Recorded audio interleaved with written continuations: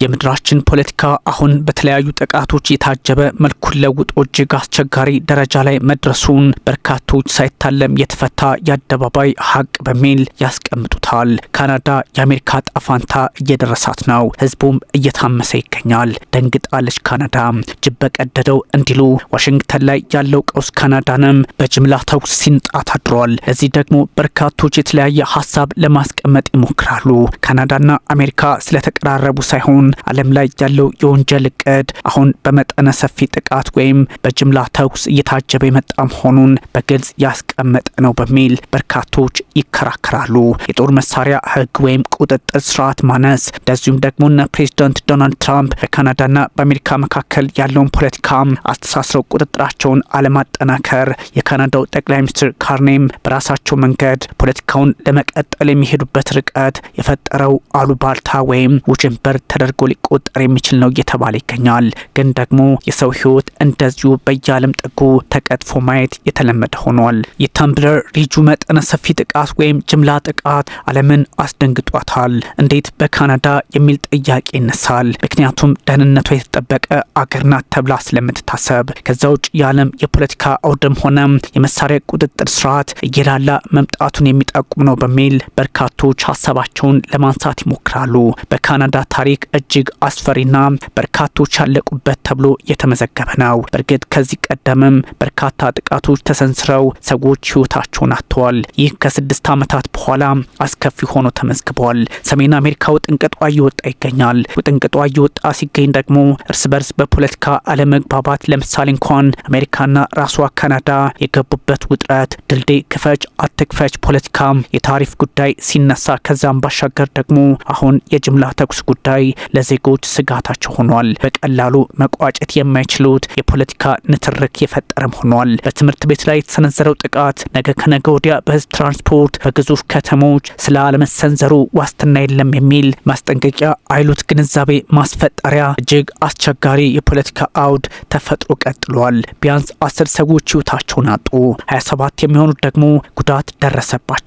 በእርግጥ በቀላሉ የሚቆጠር ወይም የሚታይ ተደርጎ ሊወሰድ ቢችልም የህዝብ ቁጥር አፍሪካ ውስጥ የሚሞት ወይም ደግሞ በጋዛና በዩክሬን የሚሞተውን ግምት ውስጥ ያስገቡ 10 ሰዎች ጥቂት ለማለት የሚሞክሩ ቢኖሩም ግን ይህ ካናዳ ነው ወይም ዴሞክራሲ የሰፈነበት በመሆኑ ቀላል ቁጥር አይደለም እየተባለ ይገኛል። ያም ሆነ ይህ ግን በዓለም ላይ ህይወታቸውን የሚያጡ ሰዎች ቁጥር ከጊዜ ወደ ጊዜ የጨመረ መምጣት፣ የጥቃቱ ዓላማ ምክንያቱ አስቸጋሪ የሆነ መሄድ ጉዳዩን አሳሳቢ ያደርገዋል። ጥቃት አድራሿ ሴት ስትሆን ባለቡናማ ቀለም ጸጉር ናት ይሏታል። በእርግጥ ፖሊስ በጉዳዩ ላይ ግልጽ ማብራሪያ አልሰጠም። ሴትም ትሁን ወንድ በግልጽ ባያስቀምጡም ግን ደግሞ አንዳንድ መረጃዎች እንደሚያሳዩት ሴት የመሆኗ ጉዳይ ሳይታለም የተፈታ ነው ተብሏል። በሰሜን ምስራቅ ብሪቲሽ ኮሎምቢያ ታምብለር ትምህርት ቤት ላይ ጥቃቱ ቢደርስም ሙሉ ካናዳ አሁን ስጋት ተጋርጦበታል። ስጋቱ ደግሞ አንድ ቦታ ላይ የተፈጸመ ሌላ ቦታ ላይም ጥቃት ይፈጸማል ወይም እንደ ሰደድ እሳት የተቀጣጠለ ይቀጥላል የሚል ስጋት ስላደረባቸው ነው። ምክንያቱም ባልታወቀ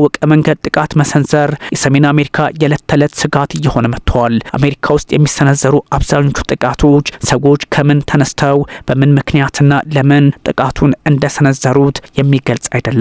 ይህ አስቸጋሪ ሆኗል። በእርግጥ ጥቃት አድራሿ ተጠርጣሪ ከጀርባዋ ምን ይዛ ይሆን? ምንስ ችግር ተፈጥሮባት? ምክንያቷ ምንድነው የሚለውን ማጣራት በቀላሉ አልተቻለም። ለዚህ ደግሞ የፖለቲካ አውድ ሳይሆን የፖሊስ ስራ ነው የሚያስፈልገው የሚል አረዳድ ያላቸው ሰዎች ከግራም ከቀኝም በመውጣት ላይ ይገኛሉ። ራሷ ላይ እርምጃ ሳትወስድ እንዳልቀረችም ተወስቷል። ይህ ደግሞ ምን አይነት ስጋት ቢኖርባት ወይም ደግሞ ፖሊስ ተኮሰ አልተኮሰ የሚል ውጥረት ውስጥ ገብታ ይሆን አይሆን በግልጽ አልተቀመጠም። ምክንያቱም ህይወቷን አታ ፖሊስ ስላገኛት ምንም እንኳን ባለስልጣናቱ ተጨማሪ ስጋት እንደሌለ ግምገማቸውን ለማስቀመጥ ቢሞክሩም ሙሉ አሜሪካን እያናወጠ ያለው በጥቃት መልክ እየተስፋፋ የሚገኘው ጅምላ ተኩስ እንደወረርሽኝ መቆጠር ጀምሯል። ይህ ማለት ሰሜን አሜሪካን በቀላሉ ያዳርሳል ነው ጉዳዩ።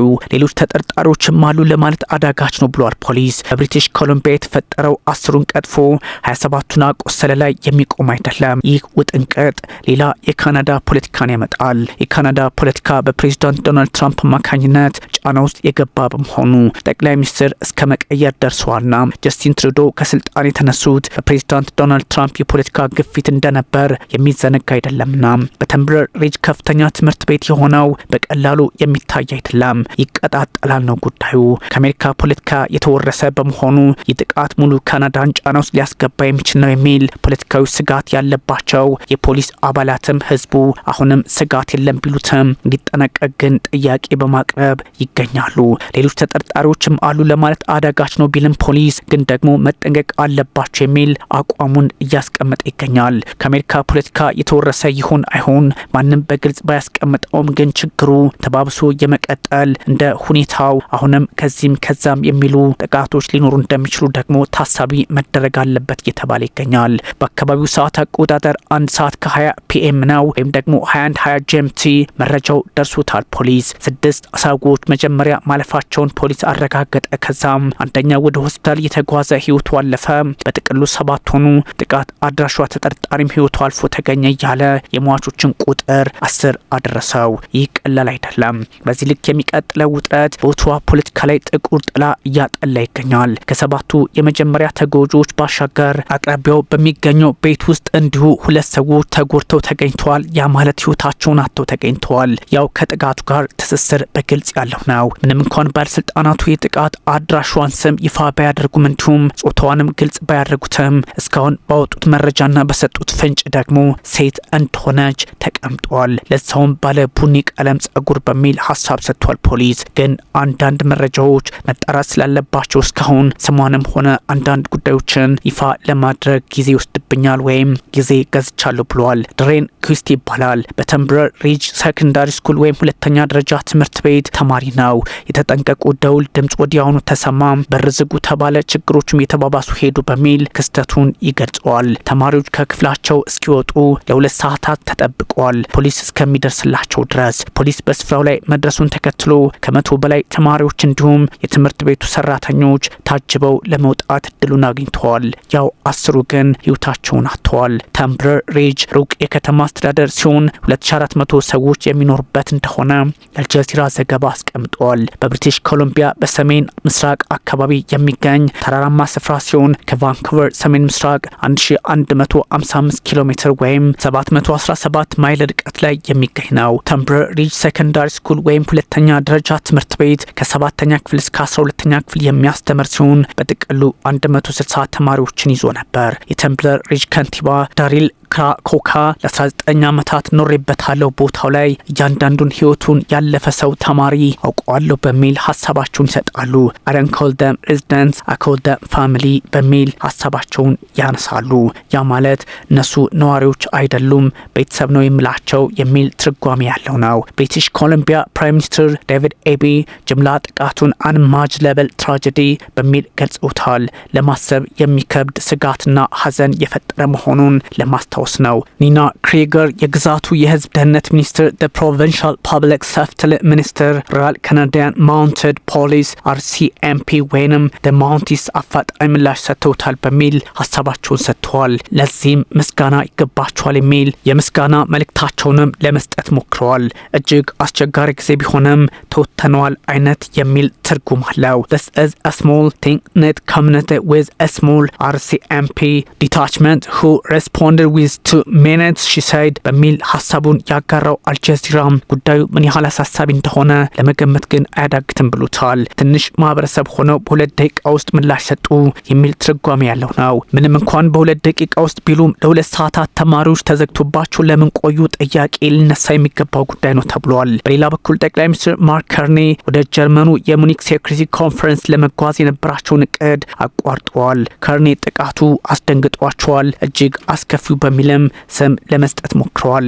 አንዳንዶች እንደሚሉ ሳይሆን ይህ ጉዳይ በተለያየ አቅጣጫ የካናዳን ፖለቲካ ሊፈትን የሚችል እንደሆነ ሳይታለም የተፈታ ነው ተብሏል። በዚህ አጋጣሚ ደግሞ ተምብለር ሪጅ ጥቃት ከበርካታ 10 ዓመታት በኋላ የመጀመሪያው አስከፊ ሆኖ ተመዝግቧል። ከ6 ዓመታት በፊት ከነበረው ያነሰ ቁጥር ቢሆንም ግን እጅግ አስቸጋሪ ነው ተብሎ ተመዝግቧል። ሚያዝያ 2020 በኖቫ ስኮቲያ እንደዚሁም ደግሞ ጃንዋሪ 2017 ጥር ላይ ማለት ነው በኪቤክ ሲቲ ኪቤክ እንደዚሁም ደግሞ በተመሳይ ጥር 2016 ላይ ሰኔ 2014 ላይ እንደዚሁም መጋቢት 2005 ላይ ሚያዝያ 1999 ኦቶዋ እንዲሁም ሚያዝያ 1996 ብሪቲሽ ኮሎምቢያ ዲሴምበር 1989 ታህሳስ ሞንትሪያል ኪቤክ እንደዚህ አይነት ጥቃት መሰንዘሩ የሚታወስ ነው።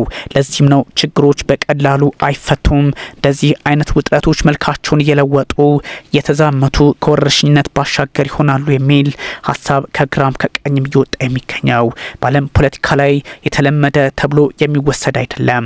ይህ አስቸጋሪ ጊዜ እንዴት መታለፍ እንዳለበት በርካቶች ቆም ብሎ ማሰብ ይገባቸዋል የሚል ሀሳብም እየተሰጠ ይገኛል።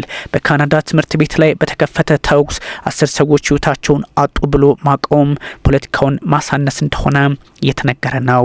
በካናዳ ብሪቲሽ ኮሎምቢያ ትምህርት ቤት ላይ የተከፈተው ተኩስ ፖለቲካውን ለነ ካርኔ ጭምር ችግር ይፈጥርባቸዋል እየተባለ ይገኛል። በተምብለር ብሪጅ ሁለተኛ ደረጃ ትምህርት ቤት 6 ሰዎች መጀመሪያ ህይወታቸውን አጡ የሚለው የፖሊስ መረጃ ከዛ ጉዳዩን ሌላ አቅጣጫ እየሰጠው 10 አድርሶታል። ይህን የፖለቲካ መድረክ እንጂ አንዳንድ ከጸጥታ ችግሮች ጋር በማገናኘት ሁኔታውን ሌላ አቅጣጫ መስጠት የሚፈልጉ ካሉ እጃቸውን ቢሰበስቡና ውጥረቱን ለማቆም ቢሞክሩ መልካም ነው በሚል ትችት የሚሰነዘርባቸው ሰዎች ቁጥር መብዛትም የችግሩን የተወሳሰበ መሄድ ይጠቁማል እየተባለ ነው። የብሪታንያው ጠቅላይ ሚኒስትር ኬር ስታርመር ለማርክ ከርኔ ችግሩን በተመለከተ ሀሳባቸውን ሰጥተዋል፣ ሀዘናቸውንም ገልጸውላቸዋል። ይህ ቀላል አይደለም፣ አብሮ መቆም እንዳለባቸውም የሚጠቁም ነው እየተባለ ይገኛል። ከካናዳ ችግሮች በተጨማሪ በሰሜን አሜሪካ የተፈጠረው ቀውስ እጅግ አስቸጋሪውን ጊዜ ሊያመጣው ይችላል የሚል ሀሳብም እየተሰጠ ይገኛል። በዓለም አቀፍ ደረጃ ከጦር መሳሪያ ጋር በተገናኘ ህይወታቸውን የሚያጡ ሰዎች ቁጥር እየጨመረ ቢሄድም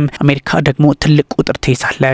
አሜሪካ 78.5 በመቶ፣ እንግሊዝና ዌልስ ደግሞ 6 በመቶ፣ ካናዳ 38 በመቶ፣ አውስትሬሊያ 12 በመቶ ሆኖ ተመዝግበዋል። ይህ እጅግ አስቸጋሪ ከመሆኑን ባሻገር በርካቶች እንደሚያስቀምጡት ለችግሮች ጥንቃቄ ያስፈልጋል የሚል ምክር እየሰጡ ይገኛል። የጦር መሳሪያን በመቆጣጠር ወይም ደግሞ ፖሊሲ በመለወጥ ለችግሩ መፍትሄ ማምጣት ያስፈልጋል የሚል አቋም ያላቸው ሰዎች ቁጥራቸው በተበራከተበት ሰዓት እንዲህ አይነቱን ሁኔታ ሌላ መልክ መሰጠትም እጅግ አስቸጋሪ ነው እየተባለ ይገኛል። አንዳንድ ሰዎች የሚያስቀምጡትም ሳይሆን በእርግጥም እነ ማርክ ከርኔ ፖለቲካቸውን መፍትሄ መስጠት እንዳለባቸው የሚጠቁም ነው ለማስባልም ግድ ብሎታል። በተለይ ማርክ ከርኔ በኤክስ ገጻቸው ላይ የሰጡት ሀሳብ ጠቅላይ ሚኒስትሩ ማለት ነው እንደዚህ የሚል ሆኖ ተመዝግቧል። እጅግ መደናገጣቸውንም የሚጠቁም ነው። እሳቸው እንደሚሉት ሰፋ ባለው የኤክስ ጽሁፋቸው አንዳንዶች ረጅሙ ይሉታል እጅግ አስቸጋሪውን ጊዜ ለማለፍ አንድ ላይ መቆም አይነት ትርጓሜ ያለው ቃል በቃል እንዲጽፈውታል።